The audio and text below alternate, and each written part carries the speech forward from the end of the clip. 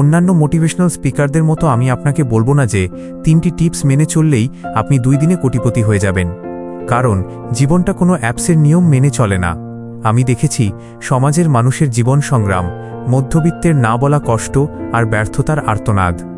আমি আমার এই ব্যর্থ এবং বোকা মানুষ ইউটিউব চ্যানেলে কোনো জাঁকজমকপূর্ণ সেটআপ বা দামি ক্যামেরা দিয়ে আপনাকে মিথ্যা স্বপ্ন দেখাই না।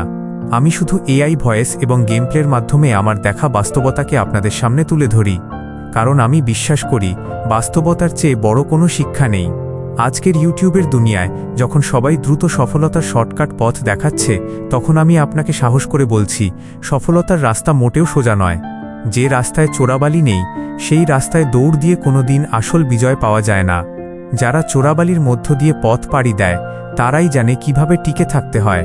আমি জানি না আমার এই চ্যানেলের 88 জন সাবস্ক্রাইবার কবে হাজারে রূপ নেবে, কিন্তু আপনাদের অকৃত্রিম ভালোবাসা থাকলে এই ব্যর্থ এবং বোকা মানুষ পরিবার ঠিকই সাফল্যের মাইলফলক স্পর্শ করবে।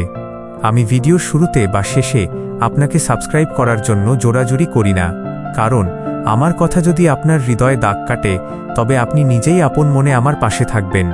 আমি কোনো মোটিভেশনাল স্পিকার নই, আমি আপনারই মতো একজন শুভাকাঙ্ক্ষী যে এই পৃথিবীর নিষ্ঠুর বাস্তবতাগুলো নিয়ে ভাবছে।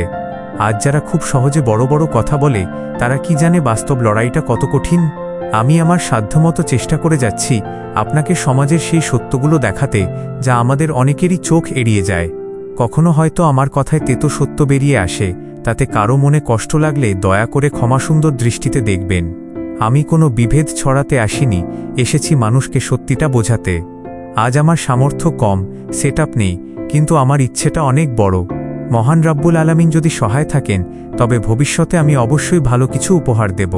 আমার ভিডিওগুলোর মানে ও মানেগত পরিবর্তন আসবে, শুধু আপনাদের ধৈর্য ও সহযোগিতা চাই। আমি সফলতার কোনো শর্টকাট পথ জানি না, তবে আমি জানি হার না মানাটাই আসল জয়। যারা আজ আমার এই সাধারণ কথার সাথে একাত্মতা প্রকাশ করছেন, আপনারা আমাকে শক্তি যোগাচ্ছেন।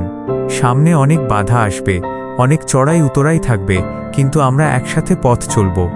সবাই ভালো থাকবেন, সত্যের পথে অটল থাকবেন। ইনশাআল্লাহ খুব শীঘ্রই আমাদের এই পথ চলার রূপ পাল্টে যাবে। সবাইকে ধন্যবাদ। আল্লাহ হাফেজ।